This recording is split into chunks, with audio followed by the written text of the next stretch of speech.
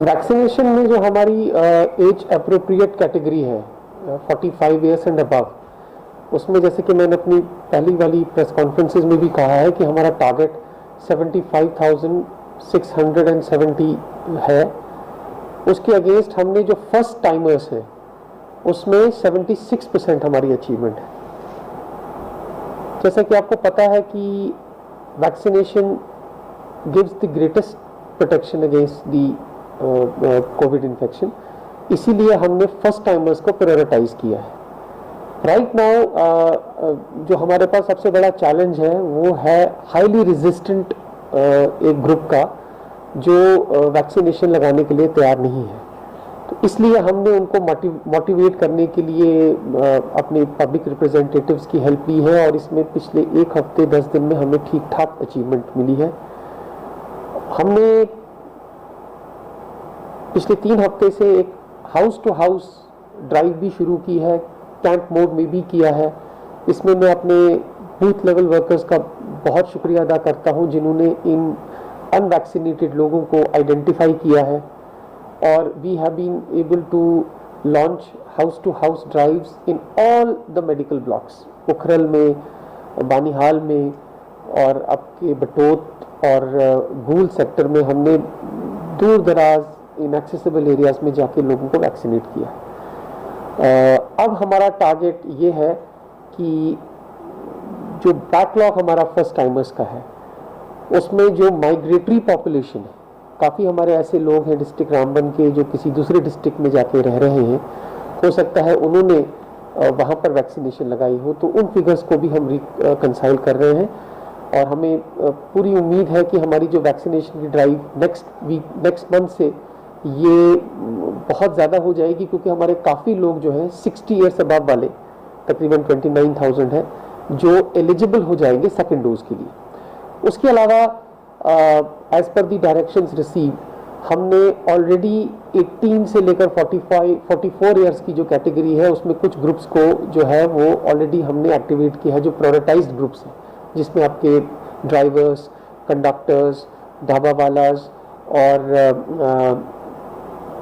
Barbers हैं, advocates हैं, journalists हैं, उन सबों की लिस्ट हम कंसोलिडेट कर रहे हैं। अभी फ़िलहाल 8 डिस्ट्रिक्ट्स में 18 से 44 की जो कैटेगरी है उसको प्रायोरिटाइज किया है और जब डिस्ट्रिक्ट रामबन का नंबर लगेगा तो हम इमीडिएटली इस कैटेगरी की भी वैक्सीनेशन जो है वो फर्स्ट डोज की शुरू कर देंगे। हमें पूरी उम्मीद है कि इस वाली कैटेगरी में हमारे सेशन साइट्स पे बहुत रश रहेगा।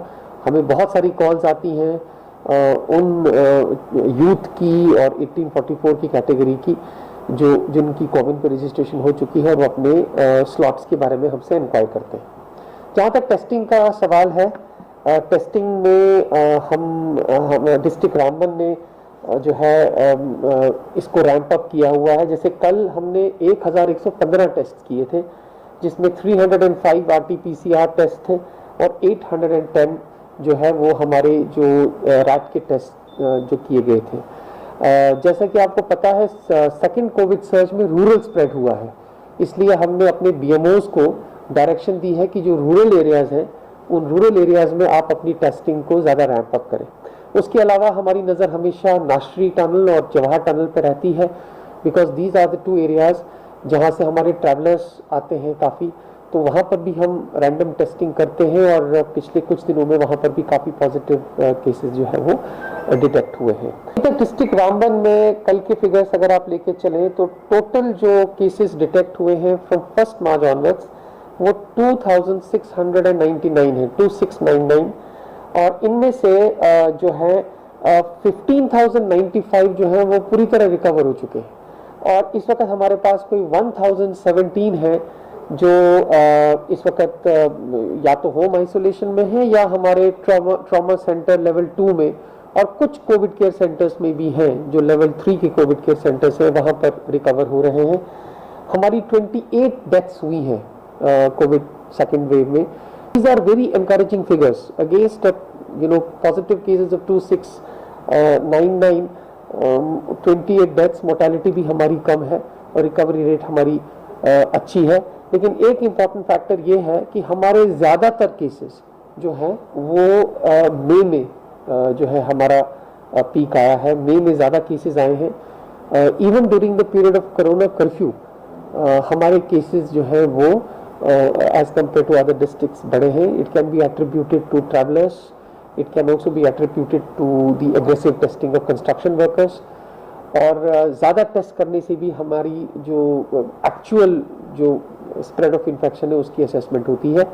तो रिकवरी रेट को देखते हुए हमें पूरी उम्मीद है कि हमारे जितने भी सेल्फ आइसोलेटिंग पेशेंट्स हैं वो जो है अपना क्वारंटीन का पीरियड पूरा करके फुली रिकवर हो जाएंगे।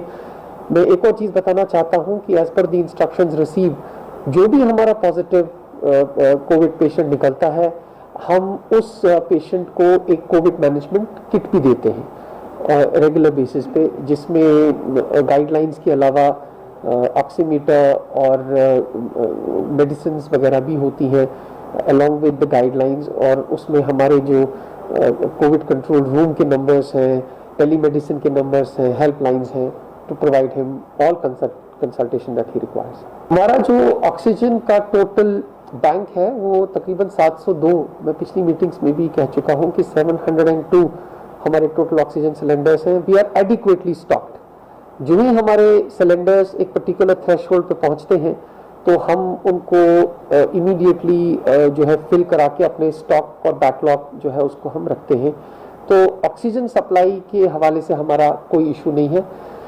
ज़्यादातर हमारी जो ऑक्सीजन की जो कंजम्पशन है वो ट्रॉमा सेंटर में होती है। हमारा जो ट्रॉमा सेंटर है जो dedicated level 2 covid care centre है डिस्ट्रिक्ट हॉस्पिटल में, that has also performed admirably well. तकरीबन कोई हमारे 80 के आसपास पेशेंट्स वहाँ पर एडमिट हुए हैं और बारिंग 5 deaths everybody has recovered and has gone home fully recovered. तो ऑक्सीजन में जैसे कि मैंने कहा हम टोटली एडिक्वेटली स्टॉक्ड हैं। उसके अलावा हमारा DH रामबन के लिए एक नया ऑक्सीजन जनरेशन प्लांट 750 LPM के 2 यूनिट्स लग रहे हैं। उसका जितना भी पैराफर्नेलिया है वो सारा हमारा कंप्लीट है, civil works, mechanical works. our tender has also been issued in favor of one company by the mechanical engineering division। और उनकी एक टीम भी यहाँ पर आई थी और उन्होंने यहाँ पर 15 मई को रिकॉनेसेंस की है और अब रिकन्सिलिएशन का फेज़ है। और हमें उम्मीद है कि आने वाले बहुत कम वक्त में हमारा जो ऑक्सीजन जनरेशन प्लांट है, जो स्किड की मशीन है वो लग के हम अपना ऑक्सीजन जो है यहाँ रामबन में जनरेट कर सकते हैं। उसके अलावा हमारा ईरा के 2 प्रोजेक्ट्स अप्रूव हुए हैं under the JTFRP programme, that is Jhelum Tawi flood recovery programme CR के तहत। एक हमारा CHC बानीहाल के लिए और दूसरा इमरजेंसी हॉस्पिटल बटोद के लिए हुआ है। PM केयर्स में भी हमारा एक 1000 LPM का एडिशनल ऑक्सीजन जनरेशन प्लांट जो है वो डिस्ट्रिक्ट हॉस्पिटल रामबन के लिए सैंक्शन हुआ है। जैसा कि आपको पता है district administration has already got sanction for and the work is going on the eye hospital. उसके अलावा ट्रॉमा सेंटर में हमारे 40 बेड्स भी लगे हुए हैं और डिस्ट्रिक्ट हॉस्पिटल रामबन का एक्सपेंशन का भी प्लान है। We want to increase the bed capacity from the 100 to 250. So in that case we will require an additional oxygen generation plant and the government has already sanctioned that under the PM CARES. We have also proposed another 300 LPM on the pattern of Banihal and Batod, 300 LPM liters per minute oxygen generation plant for Ghool, because Ghool was one medical block जिसे नहीं हुआ है। उसके estimates हम reportedly हमें chief medical officer साहब के पास पहुंचे हैं और हम उसका एक डिटेल्ड एस्टिमेट बना के मैकेनिकल इंजीनियरिंग विंग को भेजेंगे ताकि वो किसी भी स्कीम के तहत उधर की लिए भी CHC गोल के लिए भी एक ऑक्सीजन जनरेशन प्लांट हम जनरेट कर लेंगे। जैसा कि आपको पता है गवर्नमेंट ने पंचायत लेवल पे 5 bedded Covid care facility create करने का डिसीजन लिया और हमने अपने 143 पंचायत में ऑलरेडी 48 पंचायत को पार्शली एक्टिवेट कर लिया है। Government is going to provide us for each panchayat 1 lakh rupees out of the district capex budget जो एरिया डेवलपमेंट फंड से हमारे पास आएगा और उसमें beds, oxygen concentrators, in certain cases cylinders और बाकी जो आपके रेगुलर जो आपके कंज्यूमेबल्स हैं वो उसमें हमको प्रोक्योर करने हैं। 50% of the supply will come from the J&K medical supplies corporation और बाकी जो है वो CMO के लेवल पे प्रोक्योर होगा। लेकिन हमारे पास जो अभी इंटरनल रिसोर्सेज इंफ्रा और जो बाकी फैसिलिटीज हमारी अवेलेबल थी, हमारी जो की मदद लेके हमने 48 को 143 में से एक्टिवेट किया है। आज सुबह मैंने इस पे एक मीटिंग भी ली है और बहुत जल्द हम सारे 143 जो कोविड केयर सेंटर्स हैं उनको एक्टिवेट करेंगे। As and when the supplies will be received from the J&K Medical Supplies Corporation and the CMO, उनको हम फर्दर रिप्लेनिश करेंगे ताकि जो हमारे दूर दराज के इलाके के गांव में अगर कोई कोविड पॉजिटिव पेशेंट निकलता है तो उसके लिए हम उसकी पंचायत के लेवल पर ही उसे जो है कोविड केयर की फैसिलिटी जो है वो प्रोवाइड करें। इन केस गॉड फॉरबिड अगर हम ओवरवेलम हो जाते हैं और हमारे patient is more than the number of the beds available at panchayat covid care centres, in that case हमारे designated covid care centres already activated है। हर ब्लॉक में, मेडिकल ब्लॉक में, हर सब डिवीजन में हमने जो है कोविड केयर सेंटर्स की लेवल 3 की फैसिलिटी क्रिएट की है जिसमें हम उनको इमीडिएटली शिफ्ट कर सकते हैं। तो so far as running of these covid care centres is concern, उसके लिए डायरेक्शंस आई हैं कि हमको मैनेजमेंट कमेटी जो है वो क्रिएट करनी है। उसके लिए हमने तहसीलदार के लिए एक ऑर्डर भी निकाला हुआ है। They will be the overall heads of the managing committees. The nodal officer responsibility has been given to the BDOs concern. जैसे कि आपने कहा, आशा वर्कर, आंगनवाड़ी वर्कर और whichever staff that the managing committee और दीज ऑफिसर्स थिंक कि उसमें हमको उसको स्मूथ रनिंग के लिए करने होंगे, those will be diploid. But so far as their treatment is concerned, their supervision is concerned, that will be the sole responsibility of the health department. हर एक panchayat has been assigned to a medical officer. तो medical officer as per the standard operating procedures, protocols to treat these COVID patients so that they successfully complete their quarantine period and go back to their homes fully recovered. These are the medical officers जिनको ये भी examine करना है कि whether asymptomatic patient कहीं कोई mild symptoms develop तो नहीं कर रहा है या कोई moderate to severe symptoms develop तो नहीं कर रहे जिसकी वजह से उसे हम लेवल 2 में शिफ्ट करेंगे। लेवल 2 यानी हमारे ट्रॉमा सेंटर में if saturation is going down, that is when with proper referral he can go to a tertiary this designated covid care hospital. So we have set a 3-tier system where we are trying to now micro level treatment हम provide करेंगे to all these patients जो positive detect हो रहे हैं। पिछले कुछ दिनों से जो भी हमारी रिव्यू मीटिंग्स हो रही हैं उसमें जो बेनिफिशियरी ओरिएंटेड स्कीम्स हैं with focus on MNREGA, PMAY and construction workers, उन सबको गवर्नमेंट ने भी फ्लैग किया है, हमने भी प्रायोरिटाइज किया है। इनफैक्ट इस प्रेस कॉन्फ्रेंस से पहले मैंने रूरल डेवलपमेंट में मनरेगा और PMAY की एक डिटेल मीटिंग ली है।